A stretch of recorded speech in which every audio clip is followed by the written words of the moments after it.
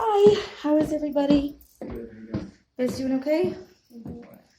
Welcome. Thank you. So, anger management. My information's up here for those of you who don't have it. This is my website. These are some things we've been going over. So if you could please sign in, make sure you guys sign in legibly because I want you guys to get credit. And there's a couple of sheets that I have where there's some signatures that we couldn't make out. So we do want to make sure you guys get all that credit that you need. Okay. So I made copies of some things today. If you're new, catching up is pretty easy because everything kind of ties together. Basically, we talk about things that happen in society historically that have led to what we deal with currently in our culture. So there's a lot of parts, a lot of moving parts to what we deal with. And so bringing awareness to that is critical. It's important. So I made some copies of some things that highlight some of the most important things. If you could pass that.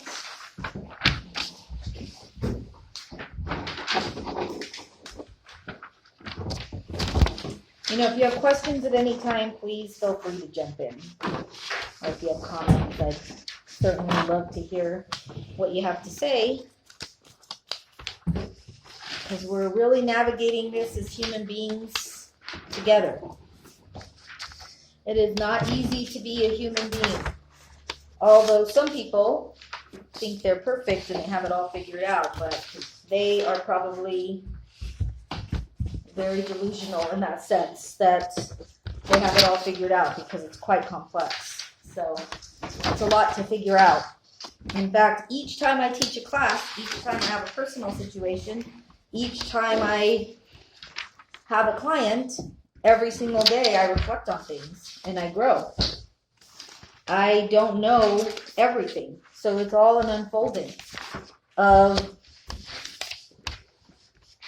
a lot of different things. You know, our society, what I refer to as social conditioning. Did I give you this one? I think so. Okay. What I refer to as social conditioning, and what a lot of people refer to as social conditioning, has not served us. It has served somebody, or some groups of people, a small group of people, but it has not served the vast majority of humanity. It has not served us. In fact, look around. People are fighting against one another. We're the only species that fight against one another and don't have common goals. If you look at insects, animals, they have common goals. They work together. We don't really work together. We got to change that. We got to start working together. We start by looking at ourselves. So I'm going to start with this. So victims, casualties, and empowered people. We want to create empowered people in our culture. Okay? We live in a world of duality, meaning that there is contrast. That's how we learn, right? So if a child grows up in a dysfunctional home, if there is somebody in that child's life that is healthy to a certain degree, that child will be able to see the disparity, right? They'll be able to see somebody in my life is somewhat healthy. Someone in my life somewhat cares, whether it's a teacher, an extended family member, whatever. A friend of their family, a counselor, they will see that contrast. If somebody doesn't see the contrast, then they're apt to repeat the dysfunction over and over and over again, particularly if the dysfunction is primarily what they know. That's why we have people repeat so much dysfunction. So we live in a world of duality, meaning that there is good and bad, light and dark, right and wrong. In the grand scheme of things, those things aren't really real, but for teaching purposes, they're real. So in a dualistic world, we have barriers and we have solutions. Victims poke holes in every solution. So a victim is a person who only sees the barriers. They don't see the solution. So you've probably heard the phrase, leave no stone unturned. So victims go out into the field of stones, as I call it. They open the gate. They see the field of stones. They turn over the first stone. They don't like it. Because at the bottom of every stone, there's a little star. And the little star says this.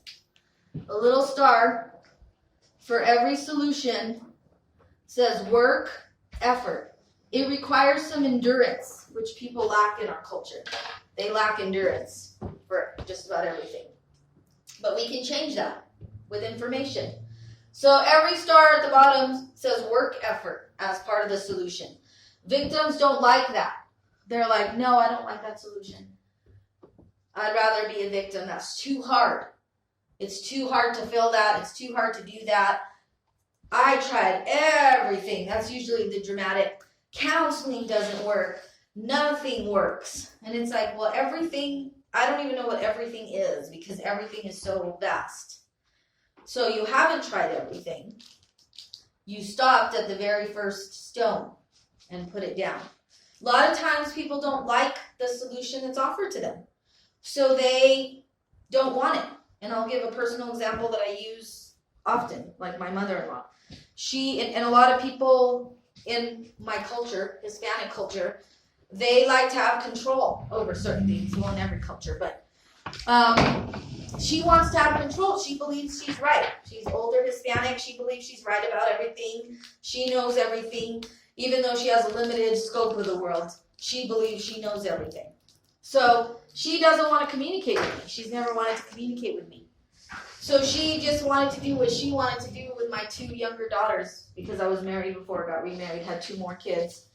And she wouldn't communicate with me. She just would not send a text, go pick up my girls from school, maybe send a text to my husband who was out of town that said, got girls. So I finally stopped that. I took her name off the list at the school because she was making me a casualty. Because I used to teach at this school up here, Governor Bent. My girls used to go to Belhaven.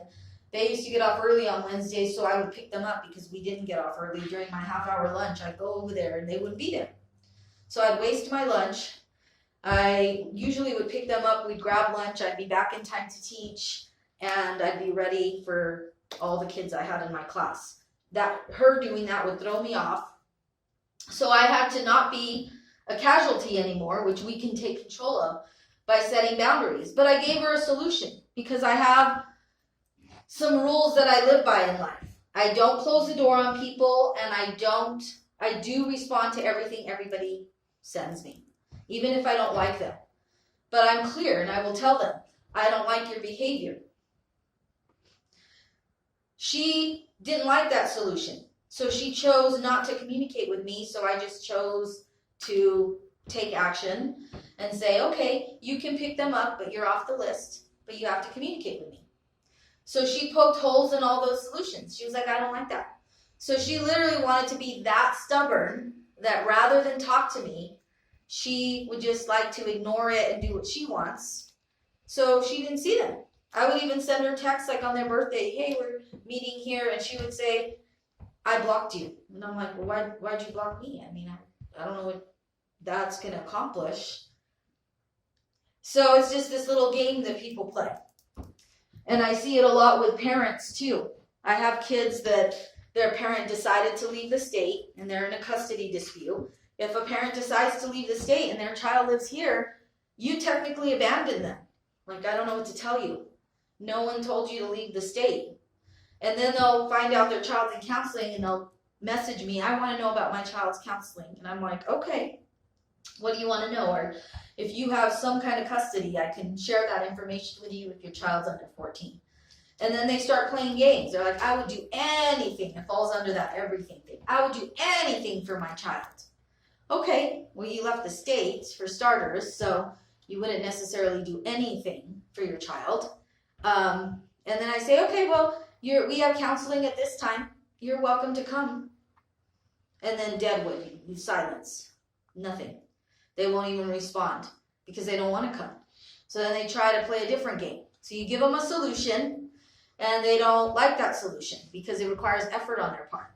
And then they'll play some game. I've had this happen several times. They'll send me some email message with a picture of them trying to get on the computer, and they're like, I tried to get on the computer to talk to my child, and the parent won't let me, the other parent won't let me. And then the other parent will respond and be like, yeah, we were sitting at the computer and they never even tried. And I'm like, okay, well, that's parallel to offering the other solution and them not responding. So I usually just say, okay, well, it sounds like you have a couple solutions. Sounds like the parent was on the computer. I don't know what was happening on your end. It also sounds like you can come to counseling with your child at this time and this date. Well, I don't live in the state. Okay, well, that's not my problem. I'm giving you a solution. You don't like the solution because it requires work and effort. It requires you to drive down here from wherever you moved. No one said the solution was going to be something you liked.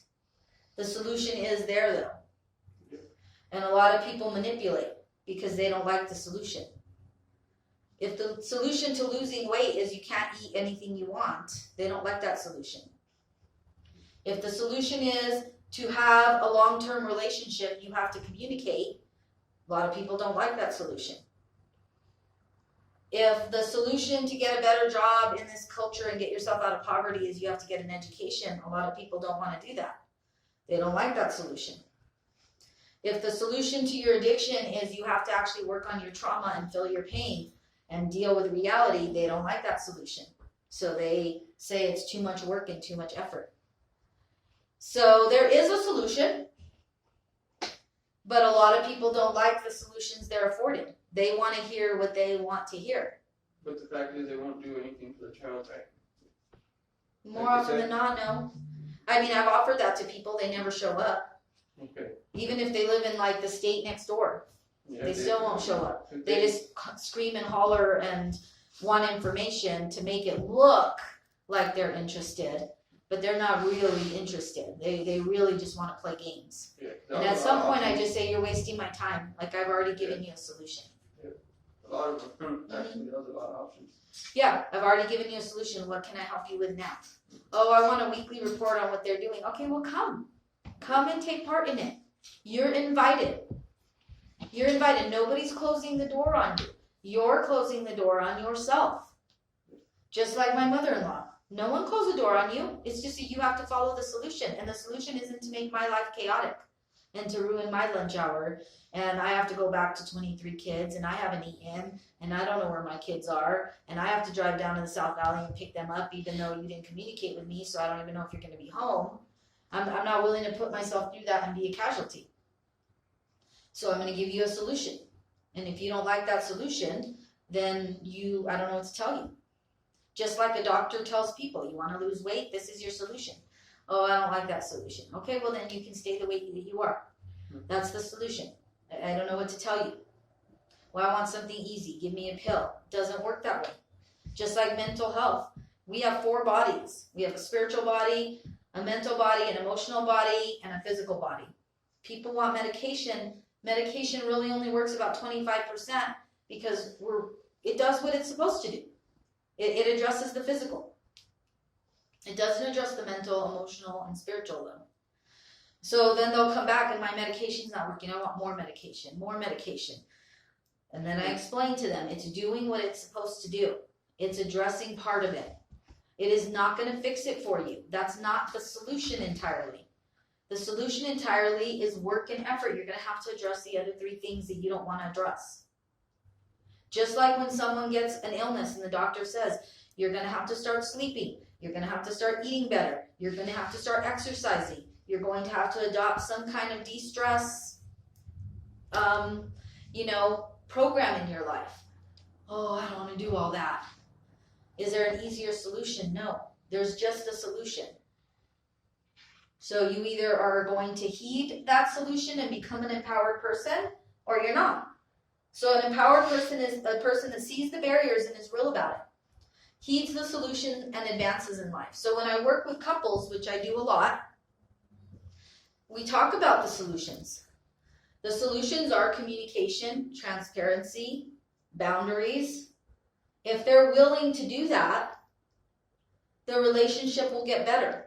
If they think that communication and vulnerability are too hard, They might jump the fence and be like, oh, let me go find a new relationship. And it's like, you're going to be in the exact same relationship you're in because it's you. You don't want to communicate and you don't want to be vulnerable. So you want to go find someone that you can not communicate with and not be vulnerable with. That's not going to work out. It's not going to work out. So when you start getting people to see that, they maybe can start to realize what's going on.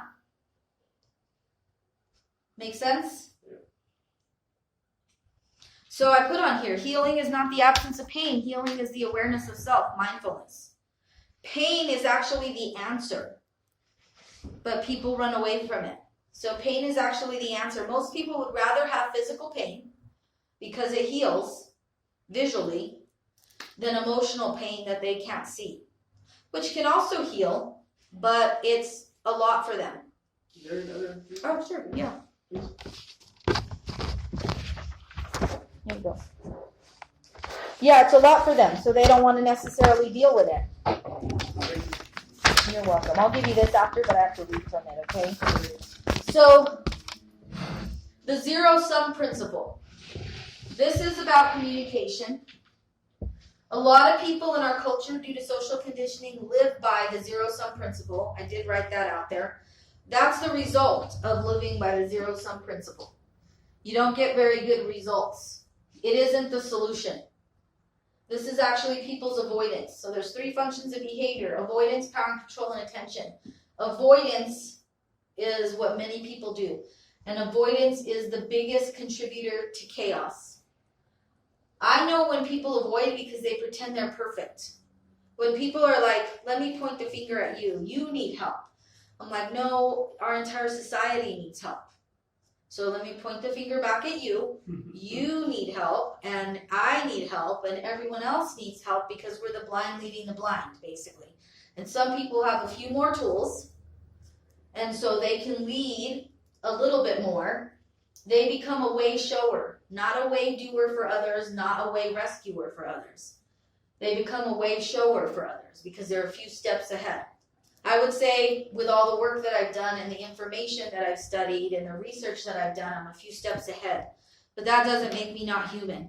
That doesn't mean that I don't still struggle with the very same things that every other human being struggles with. It's just that I have a few more tools to reach for and a broader understanding of what's going on. But that doesn't mean that I'm not human. So perfect is the enemy to good enough. So when people start pretending that they're perfect, then I know they're avoiding.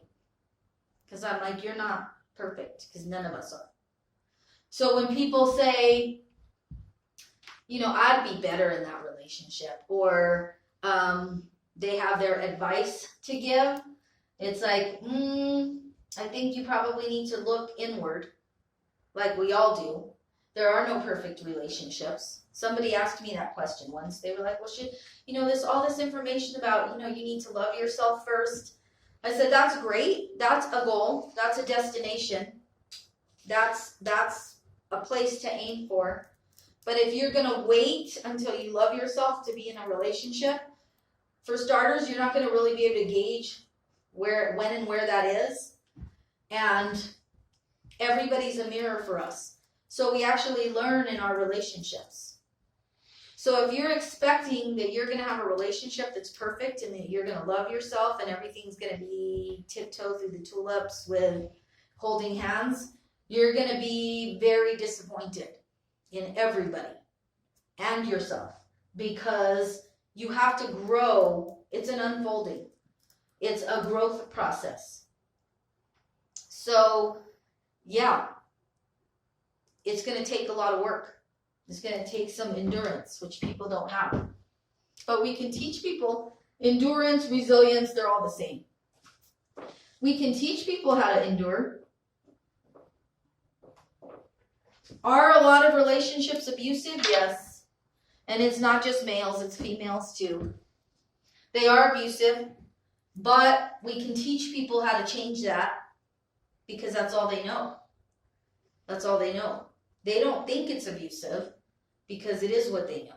So relationships. I have been able to identify 4 types of relationships.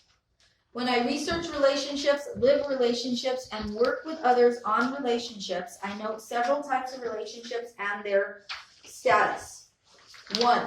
Completely dysfunctional with two people responding from trauma in an unaware state and blame all day.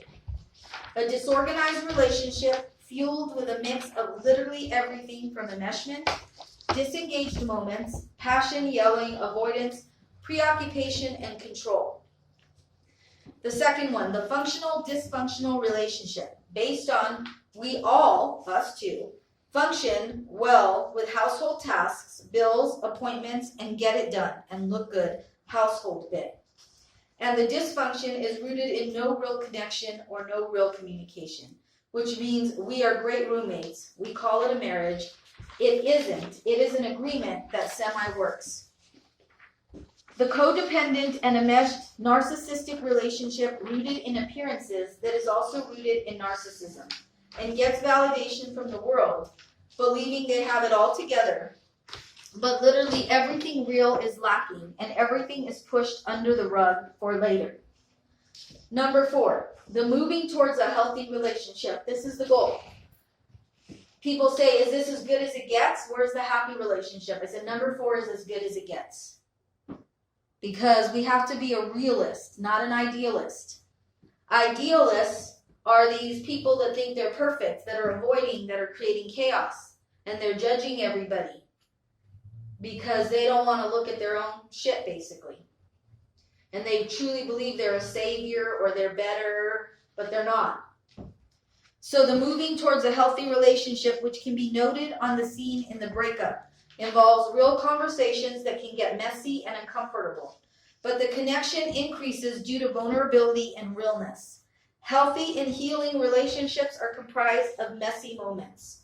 Do not be afraid of people who don't know what on earth they are talking about and think they are midlife marriage experts, being married for 6 months and trying to tell others what they should or shouldn't have to put up with, when really they are suppression experts. You decide what you want to put up with.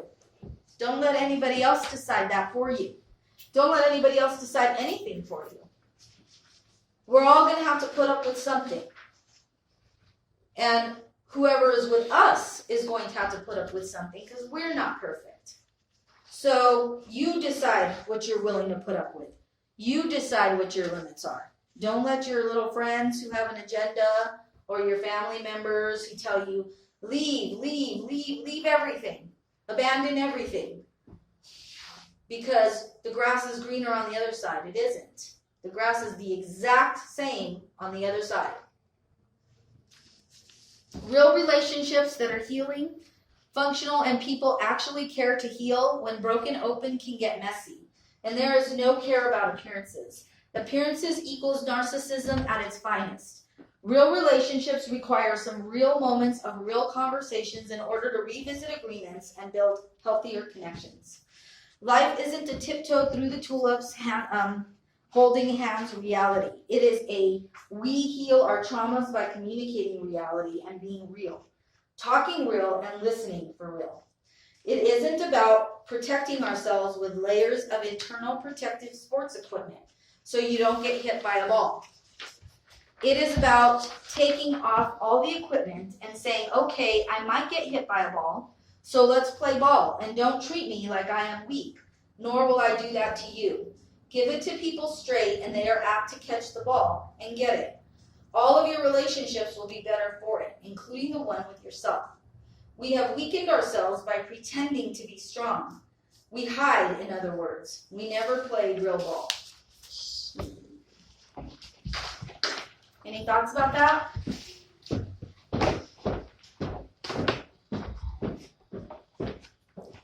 Might be a lot to take in, but what do you guys think? It's time to play ball. Yeah. It's a reality check because most people are idealists. They're like, I don't need to put up with that. I don't need to put up with that. I'm leaving. And it's like, okay, no. Face some things and build some endurance. You're right. You don't need to put up with that. But what are you going to do about it if the grass is the same on the other side? Well, like you said too, like how everybody always has some sort of like input and they tell you like what to do about the situation, but then you see their situations, you're like, well, that's why you're miserable. That's why you guys are miserable. They very well may want to bring you down to where they are. Yeah, because they want you. I honestly, like, how I see it, like, when people tell me stuff like that, it's like, well, you guys don't know my situation, first of all. Like, yeah, you may see it, like, well, how it's going on right now, but you want me to be, like, in your situation so that we can kind of help, like, brainstorm each other out, but, like, I don't want to be in that situation. You know what I mean? Like, you want to tell me, you want to tell me about, like, your problems and bring me down so, like, so that we can go against them. Like, I don't want to be like that. Like, that's your guys' problem. You need to figure it out yourself. I don't want to be down there with you. Yeah, good for you. Having confidence is the ability to tell people, you know what, I'll figure it out. Like when people come to me and they're like, what are your impressions of me? I say, my impressions of you don't matter. Your impression of you matters. Don't give me that much power. I don't have an impression. And if I do have an impression, it's through my filter of my life experience. It's not accurate. Back to what he said, my sister, I don't know how to talk to her or what, but she's doing what he was talking about, how her friends are in a bad situation, and she just listens to them. She's married with 3 kids, and her friends have 3 different baby daddies and like 5 kids, and she's like listening to what they say about their relationship and not respecting what he does and doesn't like. And she says, oh, you're controlling. It's like, I'm not controlling you, pretty much do whatever you want, but I don't like you going to a club dancing with guys while I'm over here taking care of my kids after I just got off of a 12-hour shift, you know what I mean? So I don't know how to talk to her about that, but it just bugs. They don't see like the good, it's always like always like the best about it, because it's like they want to fight, like they like the arguments like that. I don't know. Well, people are confused. You have to understand how confused people are. They have been told so much that is incorrect that they believe it is true. So when they go to their friends and their friends are like, he's controlling you. There's some elements to that historically. So I was a history teacher. So I bring in a lot of history and I study a lot of history. Historically, women had no means to support themselves for a long time. And so the movement towards that level of equality, remember, we're always trying to equalize value, voice, and power. Women had no power for the most part. They tried to create power in these matriarchal family systems, but they didn't have power going outside of their home in the world. So they really hold a belief still that they're victimized. A lot of them still hold a belief that they're victimized and that they couldn't do X, Y, Z because their religion told them or their family told them, and they chose to believe that. It is a choice, but there was a lot of fear to break out of that. So they still believe a lot of times that they're being controlled. And there might be some fragments of that, but they have a choice to empower themselves too, and to use their voice and to say, you know what, in this relationship, we have to talk. Communication is everything. It is everything. They have to be able to say, I still feel like I'm being controlled. Okay, let's talk about it. Where do you feel like you're being controlled? Is it a fear that you're being controlled, or is it real? Is it a delusion, or is it reality? Because women are trying to get empowered. They don't really know how. It's like a pendulum swing. And a lot of our relationships have fallen apart because of that pendulum swing. So it's about teaching women and men how to communicate better.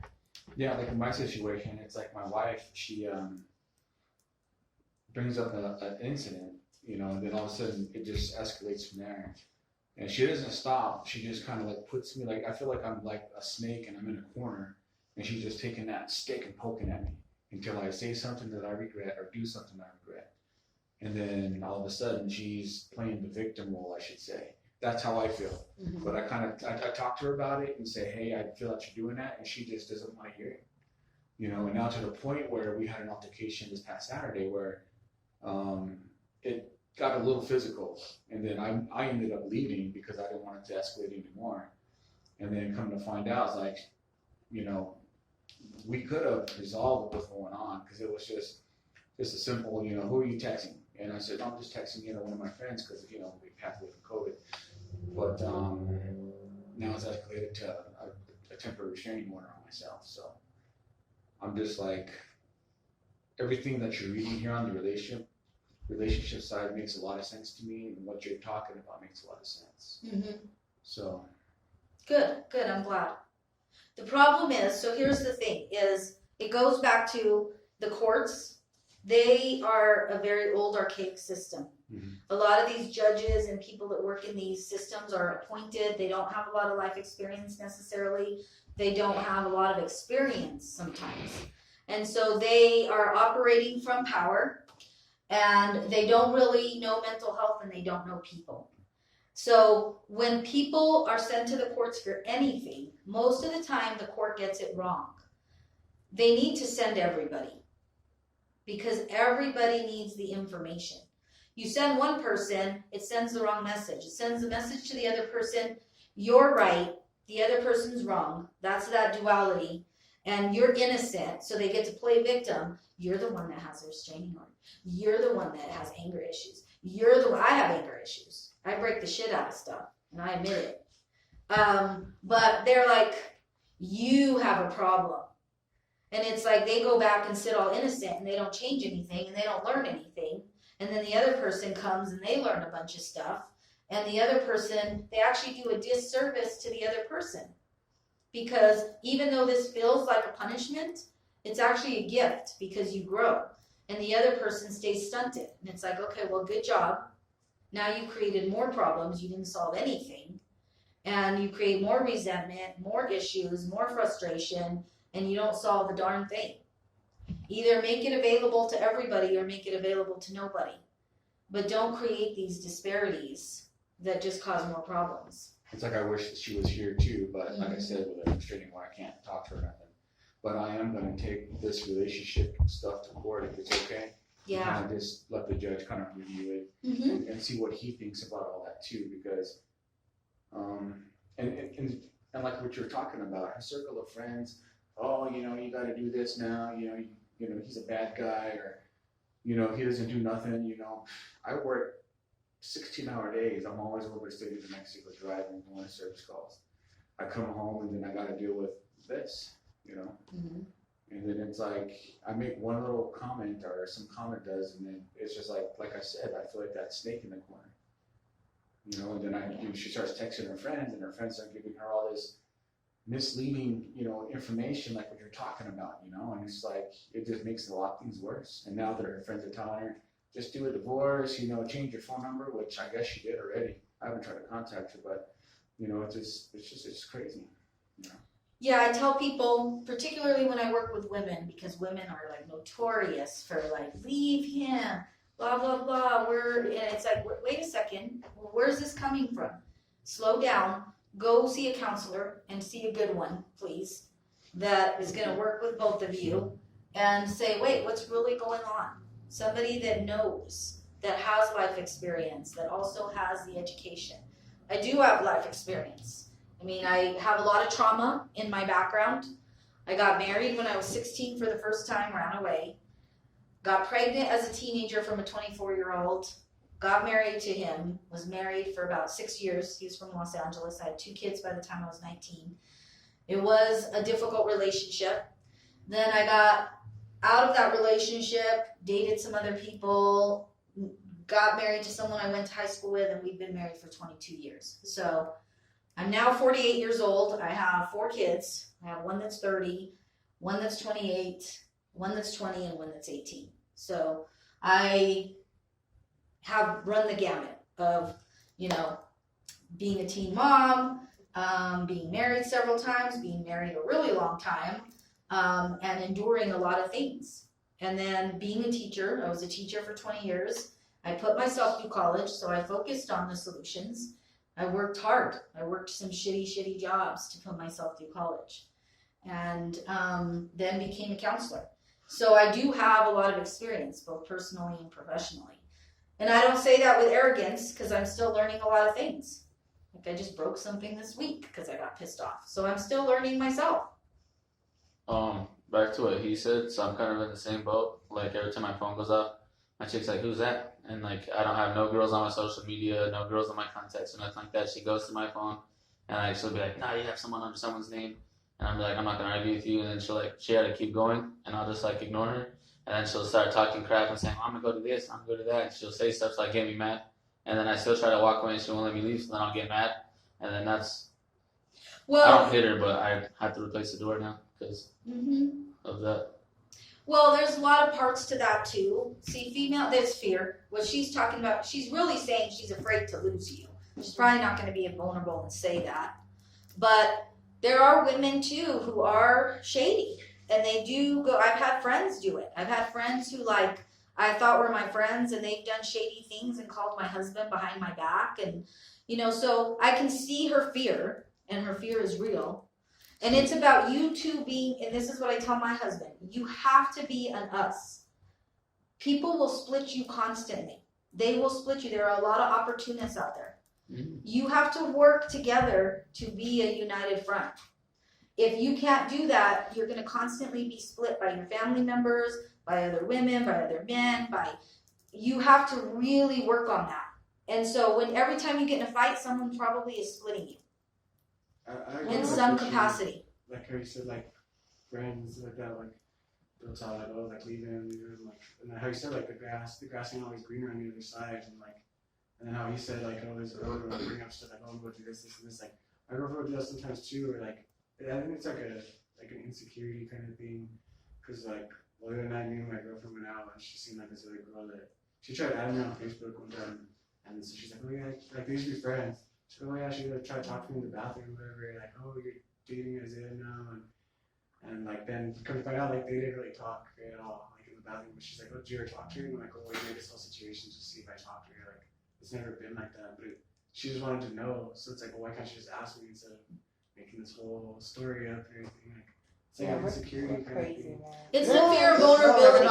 Yeah, it's the fear, because what's really happening is like when your girlfriend threatens or yours, what they're really saying is, I'm gonna see if you care as much as I care. So look, can I get a reaction from you to see if you care as much as I care, so I don't feel stupid by caring not so the much. reaction that we get off of her. Yeah, no, Because we want you to be lovey-dovey, and we want you to be like, no, babe, like, it's fine, I'm giving you reassurance. And I told her, like, I was like, I never added that girl back or anything, just because, I mean, I have respect for my girl. Like, I'm not gonna, you guys used to be friends, whatever.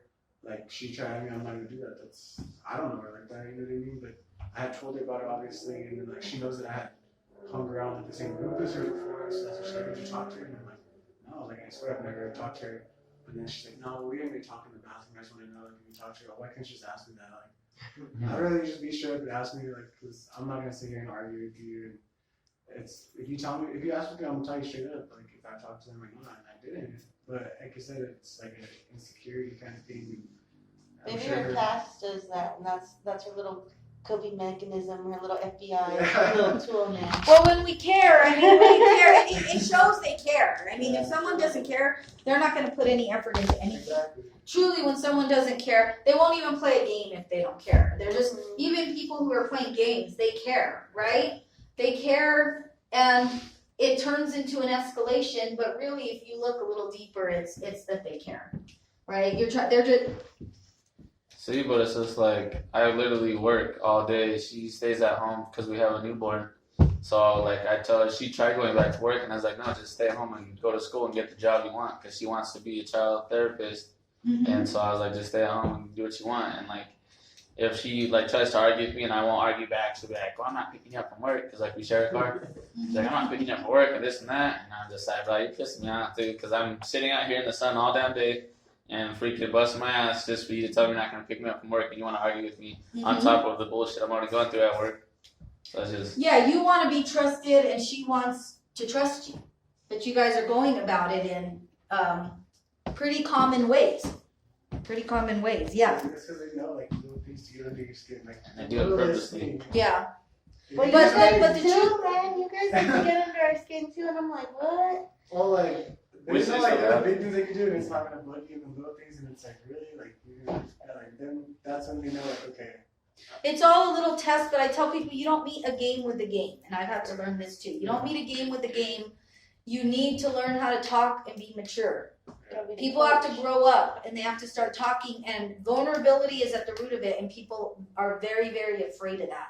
They're very afraid of rejection. So they're like, I don't want to really be vulnerable because what if I care more than you care? So let me test it. Let me play games. That's the wrong game. And I've tried, like, telling that to my girl, because, like, the previous 2 years before, like, I showed her, like, oh, like, see, like, because when we fight or, like, argue, she just shuts off. Like, Like, she don't talk or anything like that. And I'm like, act like an adult for once. Like, you know what I mean? Because else we're going to sit here for hours arguing about the same thing or fighting about the same thing, not talking to each other, when you could just literally say the one sentence and end it. Like, you know what I mean? And I tried to show her like this, and she's just like, nah, like, I'm not going to do it. I'm like, I don't want to argue. Yeah, they become stubborn pride. Yeah, I was like, I want to argue. And I'm like, you can do your thing, and I'm going to do my thing. And then I try to leave, she gets all hurt up.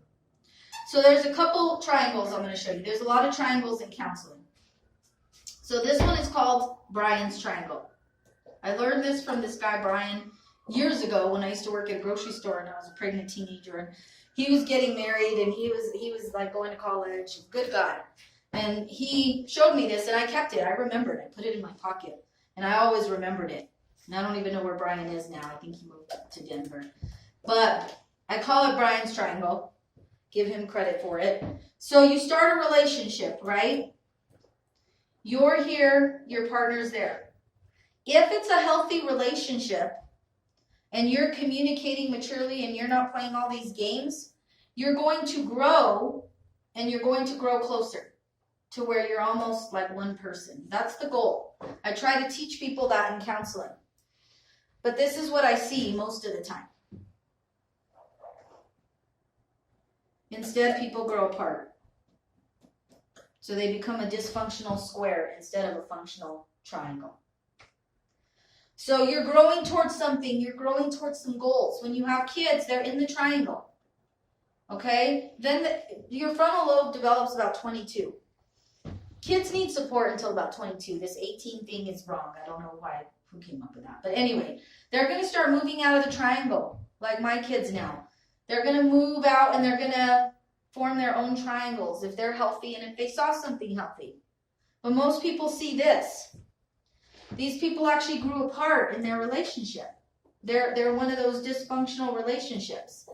And so when they come in, I show them this and I say, you're here. We're going to get you here, okay? Do you want to get here? Okay, what does it take to get here? It's going to take some work. Are you willing to do the work? I show them this visual. Do you care enough about this person? Do you realize that the grass is the same on the other side? They might look different, but the grass is exactly the same. So you could listen to your girlfriends and you could have 25 relationships and then think that you're whatever. Or we can work on this. What do you want to do? Most of the time they will say they want to work on it. And I'm like, okay, so you need to set boundaries with your friends. You need to stop listening to them. For starters, doesn't mean you can't go out with them. Just stop listening to them. They are not helping you. We're going to get you here. We're going to move you from here to here. By getting all your dysfunctional family out of your triangle. So we're going to start with that. We're going to set boundaries with them. Out. Out. Mom doesn't need to be there. Grandpa doesn't need to be there. Aunt doesn't need to be there. Cousin doesn't need to be there. Out. They need to form their own triangle. Your best friend doesn't need to be there. They need to get out. If they're healthy, they'll be forming their own triangles. If they're busybodies and nosy and don't have anything else to do, they're going to form a triangle with you. Get them out of your triangle. His mom is nosy. Yeah, most people are nosy. I did a little project on that. Most people are nosy. So you keep them out of your triangle and you clear your triangle.